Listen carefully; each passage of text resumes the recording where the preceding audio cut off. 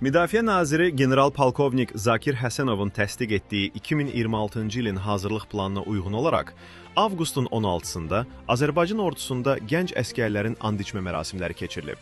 Xəbər eksperti xəbər verir ki, bu barədə Müdafiə Nazirliyi məlumat yayıb. Bildirilib ki, hərbi orkestrlərin müşayiəti ilə döyüş bayraqları təntənəli surətdə sıra meydanlarına gətirildikdən sonra tədbirlər açıq elan olunub.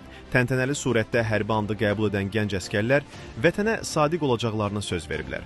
Müdafiə Nazirliyinin nümayəndələri və hərbi hissə komandirləri çıxış edərək gənc əskərləri əlamətdar gün münasibəti ilə təbrik edib, onlara vətənə, dövlətə və Ali Baş Komandana hərbi anda sadiq olmalarını, nümunəvi xidmət etməyi, silah və texnikanın sillərini dərindən öyrənərək döyüş hazırlıqlarını daim yüksəltmələrini, komandir rəis heyətinin əmr və göstərişlərini dəqiq və vaxtında yerinə yetirmələrini, torpaqlarımızın müdafiəsinə hər an hazır olmalarını tövsiyə ediblər.